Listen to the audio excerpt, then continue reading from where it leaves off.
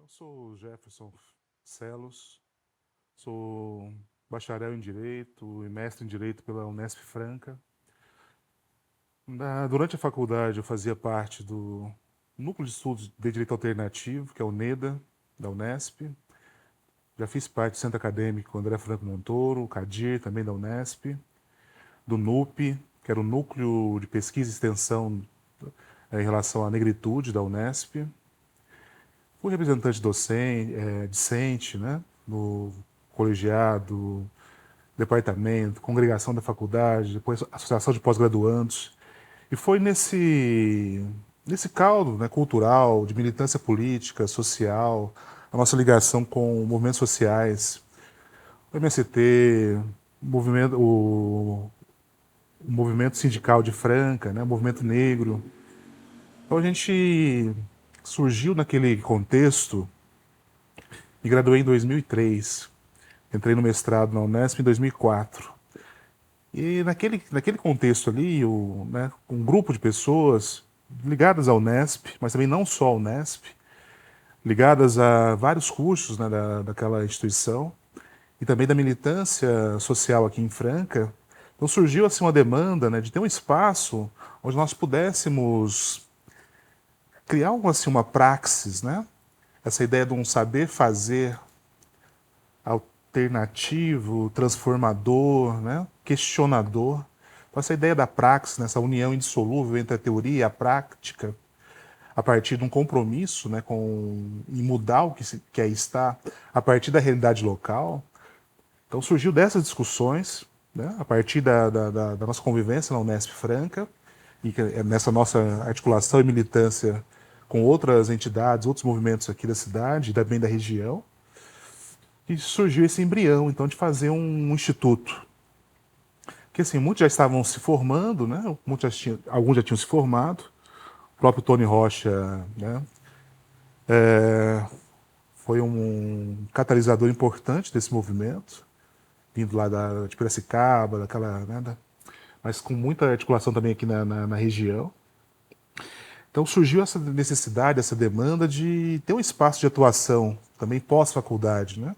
Uma atuação profissional, um espaço onde nós pudéssemos manter esse compromisso de questionar o que aí está e tentar vislumbrar outras possibilidades a partir do contexto local. E aí nós, naquele 2005, depois assim, no processo de maturação, de discussões, né, muito plural, muito amplo, nós demos início então à constituição do Instituto Prax.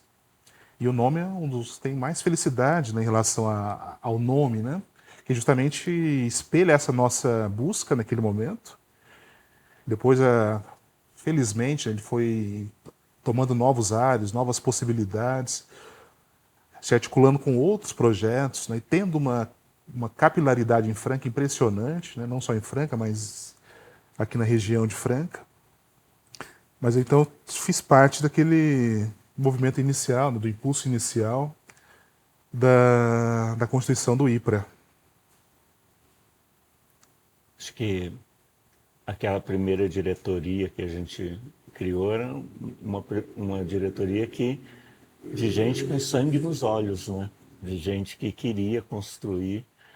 E quando eu chego com a proposta de fazer o curso Realidade Brasileira, acho que todo mundo apoiou aquilo, né? Que foi assim, acho que foi o que fez a gente ser o que é hoje foi o curso Realidade Brasileira, né? Foi o que desencadeou, né? Deu a concretude. E tinha aquele afã, aquele ímpeto, né, de encontrar um viés de atuação, mas a intervenção no realidade brasileira, a formação, né, prático-teórica, a ligação e a dimensão que o realidade brasileira dava, né, de articulação com uma atuação concreta, então ali foi um divisor de águas. Você fala uma frase que eu gosto de usar bastante, né, que é o brilho nos olhos, o sangue nos olhos. E aí vai desencadeando uma série de lembranças, né, coisas assim muito ricas, né? De ético, de interação, de união, de uma forma de ser e estar assim que não estava só ligada à academia, não estava só ligada à realidade brasileira, não estava só à realidade à MST, ao movimento negro, ao Boa Sorte Assentamento, né, que a gente também tinha uma interlocução muito forte lá, e que também nos moldou nesse processo todo, né? Mas ali tinha acho que muito do início do Instituto tá ligado a essa ideia de pessoas que, além de ter esse compromisso, queriam muito fazer, né, queriam muito colocar a coisa em execução, né? E aí, a partir dessa orientação da realidade brasileira, como você coloca, ali foi deu norte, né? A gente precisava chegar. Porque você tem a ligação, porque, ainda mais na nossa formação, e a primeira diretoria tinham pessoas, né, de vários cursos ali da Unesp, de fora da Unesp. A nossa formação, quando eu penso assim, no direito, é uma formação muito, às vezes, abstrata, uma formação muito formalista, muito dogmática, né? Então, colocar o pé numa formação dada pela comunidade brasileira, discutindo todos os autores que foram importantes na formação do pensamento crítico brasileiro, nos deu assim essa dimensão de que não era só um esforço teórico, não era só um esforço de articulação, envolvimento tradicional em termos de mobilização social. Tinha que ir além, né? E esse ir além, eu acho que só funcionou naquele contexto, porque além dessa bagagem, além dessa formação, havia uma cumplicidade, um companheirismo, uma uma coisa que é de amizade irmã, né? De companheirismo, de sentir dores que não são nossas, a gente se imbricar nessa movimentação. E acho que porque é muita doação, é muita dedicação, né? No início as pessoas perguntavam, mas vocês estão ganhando o que? Na verdade está tirando, né? A gente está tirando do bolo, deixando mas justamente por isso, né? E só vai entender isso quem tem essa compreensão do que é ser companheiro, companheira, do que é criar um espaço onde a gente pudesse dar vazão e extrapolar essa coisa que estava muito forte dentro da gente, por toda essa nossa caminhada, né, em conjunto. E eu acho que o que veio bem depois, né, muito importante, muito profícuo, é porque justamente, de uma forma ou de outra, estava estruturado nesse fundamento, né, nessa fundamentação. Então acho que foi um grande ponto de partida, né? O Realidade, a nossa caminhada aqui a partir de Franca, ou como o saudoso Rob gostava de falar, né, das barrancas do Rio Grande, né? Então, a partir daí a gente está.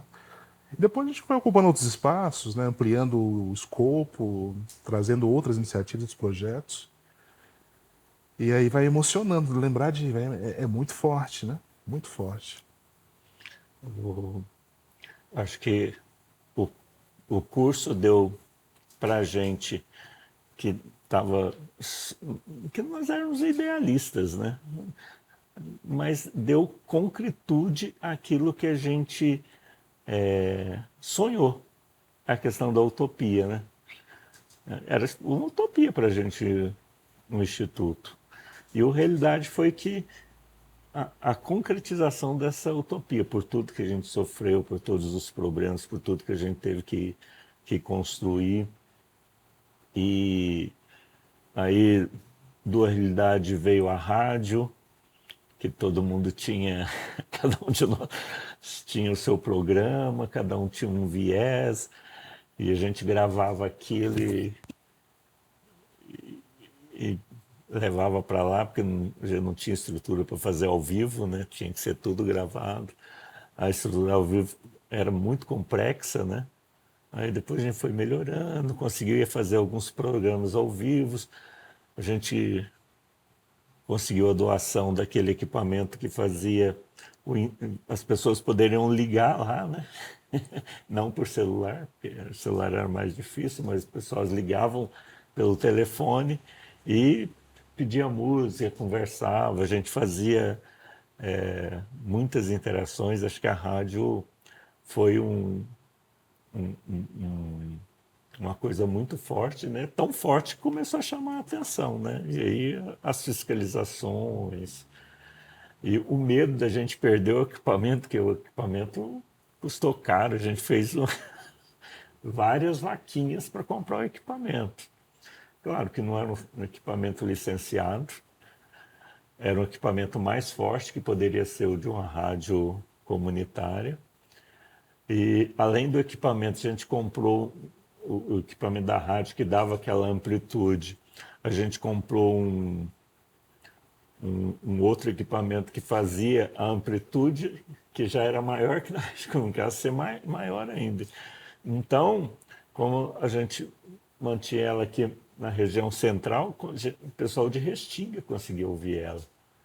Então, começou a incomodar muito, porque era um movimento político fazendo uma rádio, né?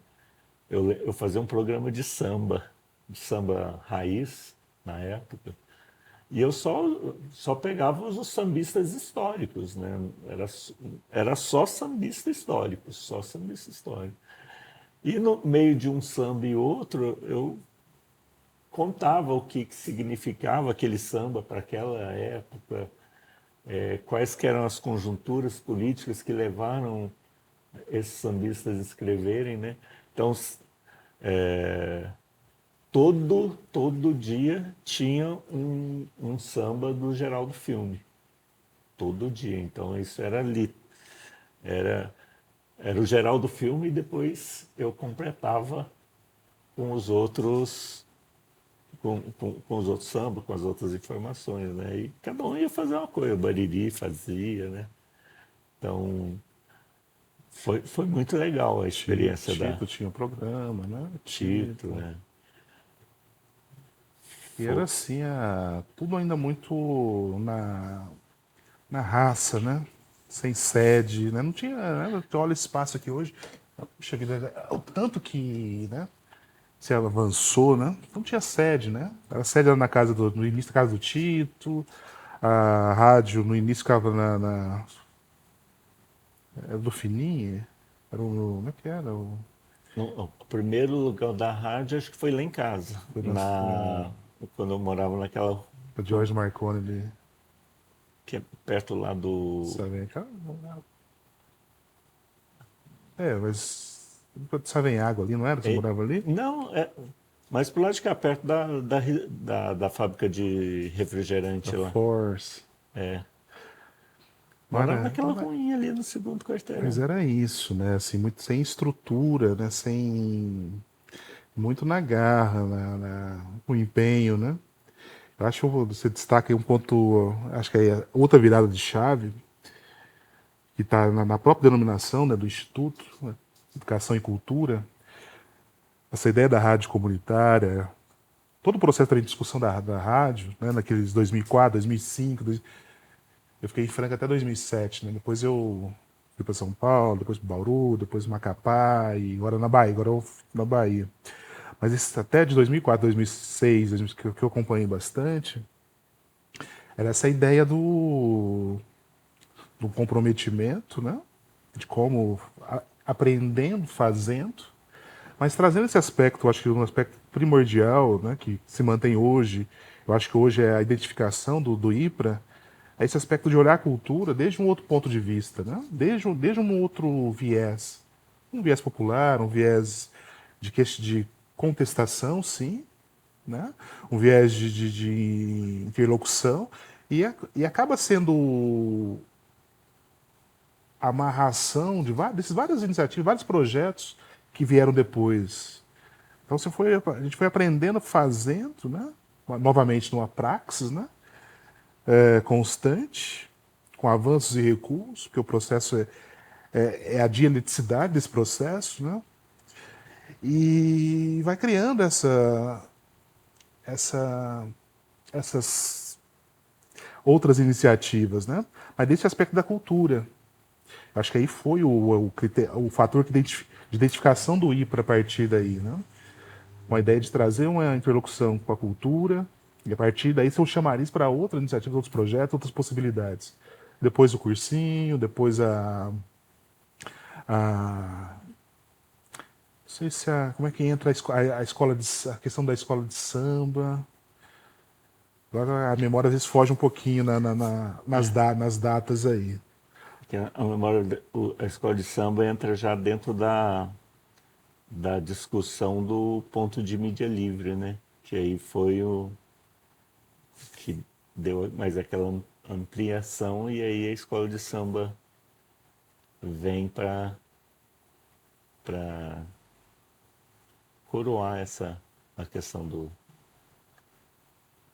E isso para a cidade é algo muito inovador, né? Muito diferente então, como você disse, é comum da ideia, traz um incômodo, né? Traz uma. E aí a outra faceta que é essa ideia de resistência política, cultural, uma economia solidária, né? As festas, os bailes, a forma de arrecadar fundos, as viagens, os encontros, custeando, né? Ah, então tá muito desse. Sou francano, e dentro da Unesp isso era algo raro, né? Os francanos, não sei como é que tá hoje.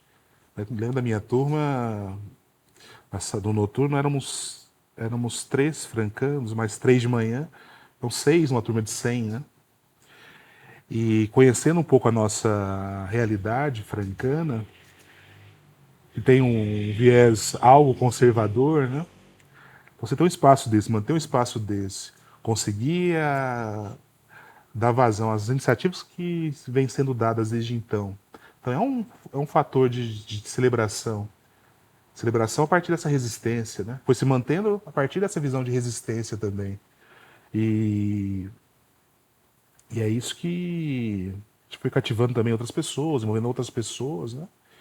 E as várias gerações, várias diretorias, eu já nem sei quantas diretorias já são desde a primeira, né? Que eu fiz parte. Como eu estava na diretoria, a gente falou agora de jurídica, né? Jurídica, coordenação jurídica. Então, é uma história de resistência. É todo um processo de construção, né? O curso, a rádio, depois a nossa. O pessoal fala que aqui na pracinha foi a primeira sede, mas é mentira, né? A primeira sede foi lá da Capitão Anselmo. Eu acho que se o Fininho não tivesse morrido lá na primeira sede, eu acho que a gente teria construído algumas coisas muito boas, que tinha vários projetos para lá. Mas a morte do Fininho a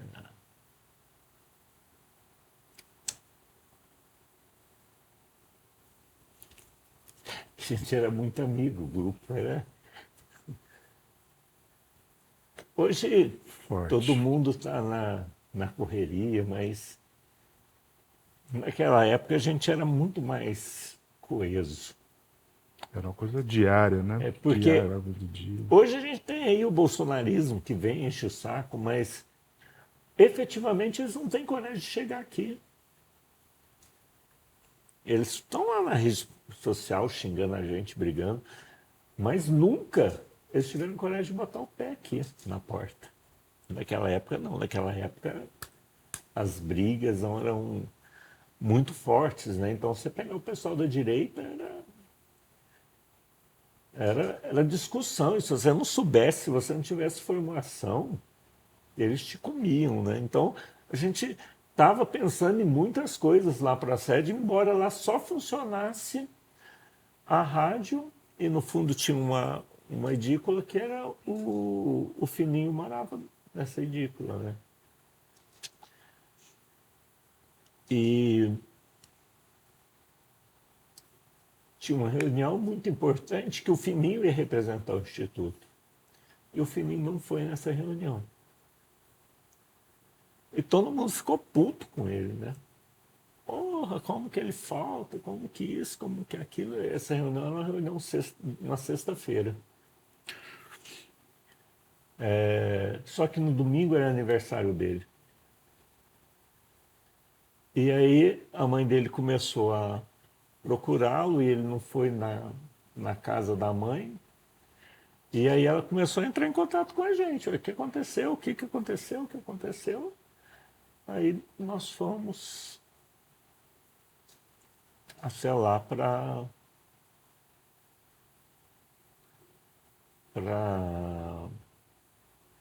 ver o que tinha acontecido. Aí chegamos lá. Ele tinha morrido na quarta-feira à noite. Ele chegou lá e teve um infarto fulminante e faleceu. A gente até perdeu um pouco, assim, sabe, aquele ímpeto, daquela vontade. Porque nós, sabe, todo mundo era muito unido, todo mundo era muito forte. Todo mundo era muito amigo. Era como se fosse uma família. Era uma, uma, uma coisa assim, bem. E quando a gente sai, quando a gente vai para aquela praçadinha ali, depois a gente já. Lá a gente já tinha pensado em colocar o nome da sede, o nome do Fininho. Só que a gente sabia que lá não. Porque quando o apartamento de baixo era alocado para uma empresa, então era mais tranquilo. Mas depois que locou para uma família, os caras fazendo capoeira no apartamento de cima, você imagina como que devia ser a loucura no apartamento de baixo, né? Aí começou a ter essa questão. E aí a gente falou, não, vamos esperar a hora que a gente estiver numa outra sede, numa sede que a gente vai ficar mais tempo, a gente põe um nome dele em algum espaço. E aí, quando a gente veio para cá, e a gente põe lá o nome de Espaço Cultural Caio Prado Júnior, que oficialmente também é o nome daqui, né?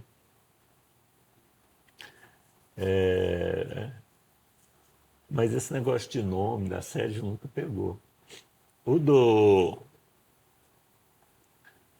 o do espaço, desse salão, a gente chamar de teatro fininho, pegou porque até antes da última reforma tinha plaquinha aí com o nome, né? Então todo mundo via o nome e falava. Mas como o espaço, o nome, ficou muito mais a questão do ponto, né? E o ponto absorveu, o ponto foi que apesar de lá a gente ter muita coisa cultural, ter o pessoal do teatro que fazia o teatro lá, ter a capoeira, ter o pessoal do karatê, quando a gente veio para cá isso potencializou, né? Os meninos do hip hop já usavam lá também o espaço. Começou com a grill do né? Que é agora é Trio School Grill, mas na época era outro nome, eu não lembro agora qual que era o nome na época, não. E aí eles já frequentavam e aquilo foi criando. E aí quando a gente vem para cá,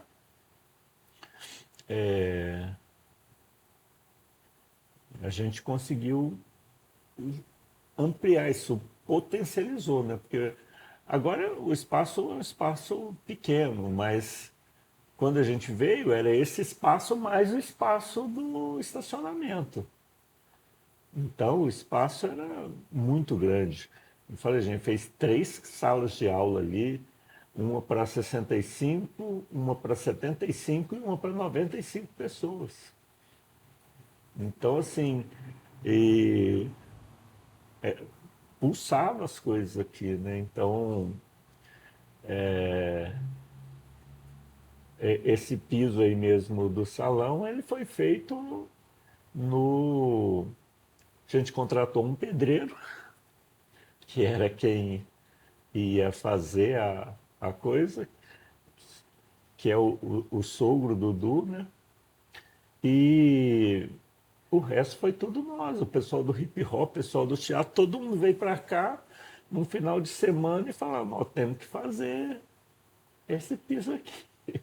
E correndo, o Dipim, que é o padrasto do Du, brigando, eu e ele ia fazendo as coisas, os meninos fazendo daquele jeito, mas saiu, né? Esse piso aqui é o mesmo piso de 2010, né? Então, em 2010 a gente fez o piso e com, assim, com todo mundo. E aí, culturalmente, isso aqui veio pulsando, pulsando, pulsando, pulsando. Acho que com a pandemia deu uma retraída. Vários grupos que começaram aqui passaram a ter seu espaço, né? Então isso é uma coisa também muito forte, né? Em pensar que hoje, quem está aí na cena cultural de Franca passou por aqui. É legado nosso. E se Franca hoje consegue pulsar a cultura desse jeito, é porque o ponto de cultura realmente foi um ponto de cultura.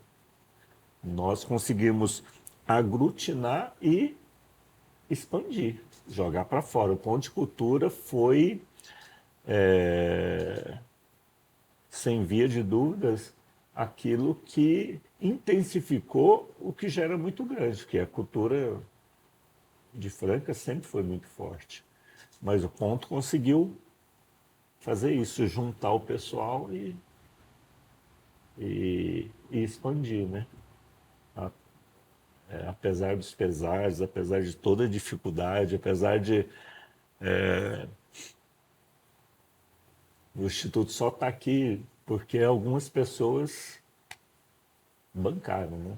A verdade é essa. Porque todo mundo era prova. Você ia pegar o pessoal do hip hop, você ia pedir o quê para eles? Hoje a condição da maioria desses meninos estão tão boa, né? Mas em 2010 era difícil, né? Então os meninos vinham para cá. Eu lembro o primeiro evento de hip hop que teve, a gente fez uma batalha no topo. Aqui o evento começou 2 horas. Quando foi umas duas, sei lá, umas 3 e pouco mais ou menos, parou uma viatura aí na frente. Aí os meninos já foram correndo lá, porque eu estava lá ajudando no som e tal, e falou, Tônia, polícia, polícia, polícia, polícia. Eu já saí e vim para fora. Aí vim, fiquei esperando o policial aqui nessa coisa. Ele saiu da viatura e veio atravessando a rua em direção. Quando ele ouviu a música, ele dá meia volta, vai até a viatura, pega uma arma longa, põe o coldre da arma longa, o outro policial tira a pistola, fica com a pistola na mão e ele fica do lado de lá da rua com uma arma longa e o policial com a pistola na mão. Eu fiquei olhando aquilo e pensei em dar risada. Mas foi 15 minutos. Vieram 12 viaturas da polícia. Isso aqui parou. E a gente eu saí para fora, quando chegou, fui sair para fora e fui debater, e a gente brigando e discutindo, e os meninos aqui dentro, todo mundo querendo sair para fora. Aí o Du foi para lá, eu falei, Du, só mantém o pessoal lá dentro que aqui fora a gente consegue discutir. Aí veio vindo um menino com cabelo black power, Buba ele chama. Ele é da torcida organizada Dragões da Real, do São Paulo. E veio com, com as roupas da Dragões, e veio vindo, e o policial virou e falou assim, esse é o tipo de gente que frequenta isso daí. Não, aí o trem desandou, aí já teve empurrão, dedo na cara, e xingamentos e tal. O Buba já chegou, o que foi, o que foi? Não, vai embora, entra pra dentro e tal. E nessa hora, assim, que o trem tava mais... que o trem tinha desandado, que o trem ia... Vem um senhor bêbado na contramão. E o chefe da coisa, quando viu aquele carro vindo na contramão, que era um tenente, entra na frente e faz assim pro cara. O cara tava bêbado, passou em cima do tenente. Aí o carro passou e foi embora. Todo mundo entrou dentro da viatura e foi embora. Então, assim, foi o primeiro evento que a gente teve, foi também aquilo que levou a gente ir para o batalhão da Polícia Militar para brigar lá. Né? E, ó, isso é racismo. Isso é preconceito. E no segundo evento que a gente fez, nós convidamos a Polícia Militar para vir aqui, mas com uma condição: eles não poderiam entrar armados aqui dentro, porque era uma condição do espaço. Não ter drogas e não ter arma. E o capitão que veio, que depois virou comandante do batalhão aqui, ele veio, ele chegou aqui na porta, eu falei para ele, olha, com um armado o senhor não pode entrar. Aí ele falou assim, mas se eu entrar armado, aí quem garante a minha segurança? Eu falei para ele, cada um dos meninos que está aí dentro. E ele veio, quando ele chega assim na roda da batalha, na hora da batalha os meninos se transformam. E ele viu aquilo e falou, puta, isso aí vai dar briga. Aí os caras lá fizeram a batalha, terminou a música, eles foram lá, se cumprimentaram, ficaram pulando no meio, ele ficou abismado, né? Falou, pô, isso aqui é hip hop? Falei, isso aqui é hip hop. É que a gente vê muito falar de droga. Tá? Falei, se o senhor for atrás dos seus policiais, você vai ver que muitos usam drogas. Mas não é por isso que a polícia militar não presta. Aí ele participou e foi que deu para a gente aquele acordo de cavalheiros de eles deixarem as coisas acontecerem aqui, desde que não fossem até muito tarde. Né? Então ele falou, olha, meia-noite é o limite, vocês desligam tudo. E aí foi o que nos garantiu poder fazer os eventos, poder fazer as festas. Com o Ponto do Cultura a gente teve o Samba do Zé, que foi uma experiência ímpar, né? Que era um samba num espaço alternativo, de luz acesa, onde as pessoas não vinham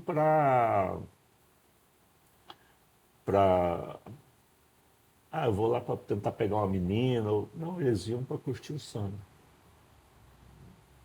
Espaço que vinha criança, que vinha tudo, e tinha o grupo do samba, né, que era um grupo um catadão de nós mesmos, e a gente trazia um grupo. Então, assim, o Samba do Zé também foi uma experiência cultural sensacional. Acho que nas 23 edições dele foram cada uma melhor que a outra. E assim, o pessoal vinha e o pessoal gostava de vir para o Samba do Zé. Os sambistas vinham no Samba do Zé para poder fazer uma canja no Samba do Zé. Nona Gota, Samba Brasil, esses grupos mais antigos de samba, todos passaram por aqui. O Nana Gota hoje é famoso, mas naquela já estava velhinho. Quero agradecer vocês. Acho que temos história. Obrigado. Deixa Obrigado por tudo. agora que esquenta, igual carro a álcool, né, de antigamente. Demora a pegar, depois que esquenta, né? E vai. É, maravilha. Mas já. Eu ia falar um negócio, mas eu acho Diga lá o quê?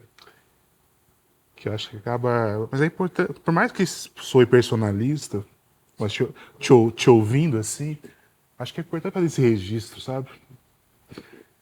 Do, dos que ficaram, né?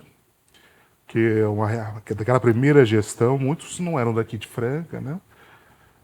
Tomaram rumo aí depois da conclusão de estavam fazendo aqui, graduação, pós-graduação.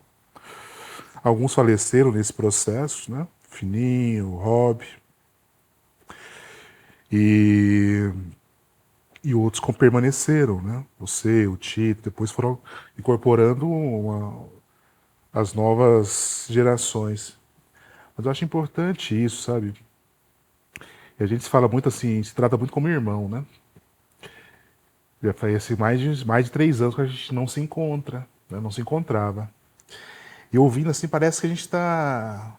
Parece que é meio chavão, meio clichê isso, mas parece que a gente estava aqui ontem, né? Nessa efervescência, nessa movimentação, nessa esperança, né? Você disse utopia. Utopia é uma coisa que a gente não vai vivenciar, não realiza, é o não lugar, né? Mas é algo que faz a gente caminhar, caminhar. E a gente só caminha quando que a gente tem companheiros e companheiras muito valorosos, muito valiosos nessa luta. E vai soar um pouco personalista, mas eu acho importante registrar isso, né? A sua contribuição, revivendo esses fatos, alguns acompanhei à distância. Acho do Samba dos Hermes, acho que eu vim uma vez, né? Dos 23 que você disse, eu vim uma vez. Eu já saí de Franca em 2007, depois não moro, não, né? Em outros lugares, residi em outros lugares, e vinha visitar os meus familiares, continuam aqui.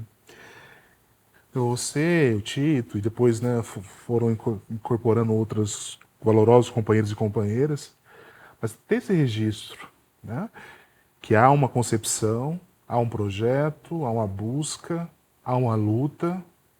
A gente está de vermelho, não foi combinado, né? É uma cor dessa luta, uma feliz coincidência de estar de vermelho os dois. Mas essa luta é feita de mulheres e homens de carne e osso, né? Que se emocionam, que sofrem, que se alegram, que se abraçam, que estão juntos, construindo o piso, construindo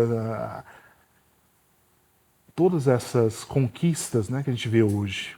Então, quem olha hoje assim, né, às vezes não tem a dimensão do que foi essa abnegação, esforço, a doação toda. E eu faço esse agradecimento e reconhecimento a você, principalmente, né? Eu tive a feliz oportunidade de conhecer lá em 2000, se eu não estou enganado, um evento que a gente fez, um simpósio, 2000, 2001. E a partir daí a nossa relação, assim, ela se transformou e é cultivada, né, cotidianamente, ainda que a gente, né, se relacione à distância. Mas eu acho que te ouvindo, né, todas essas memórias, você se emocionando, aqui fechou para mim essa concepção e a importância desse vídeo, desses testemunhos, desse documentário. E a história ela só se faz, e a cultura ela só vai se fazendo com esses fazimentos, né, que o Darcy, trazendo os autores que foram trabalhados lá no Realidade Brasileira, esses fazimentos que a gente vai, né, no nosso cotidiano. E você é um desses guerreiros, esses lutadores aí, junto com todos os valorosos membros que vieram depois do IPRA. Mas se não tem esse desprendimento, se não tem esse esforço, se não tem esse sacrifício, se não tem essa, desculpa a expressão, mas se não tem esse tesão pelas coisas e fazer as coisas darem certo, isso aqui a gente não estaria aqui hoje, né? Então nesse evento que você participou, a gente se conheceu, Um dos palestrantes, o Rui Portanova, chega no final e fala que quem luta nunca perde, né? Eu acho que essa trajetória do IPRA é muito ligada a essa ideia de uma luta, uma existência cultural, social, política, econômica, filosófica, popular. E, né, tomara aí que tenha muitos, muitos e muitos anos aí de a gente comemorar e brindar e comemorar essa resistência, né? Mas eu agradeço aí por você estar e ter continuado também aqui na linha de frente, né? Foi muito importante. E a gente vem aprendendo e você vem nos ensinando desde que eu te conheço, né? E muito antes da sua fama que te precedia, te precedeu, antes de você chegar na Unesp, aquele nosso movimento ali. Então é agradecimento. Então, na sua pessoa, agradecendo, simbolizando todos esses aí que de uma forma ou de outra, se dedicaram, se desprenderam, né? Para erigir e manter o que a gente tem aqui hoje enquanto IPRA. Então, obrigado mesmo. Obrigado. Maravilha.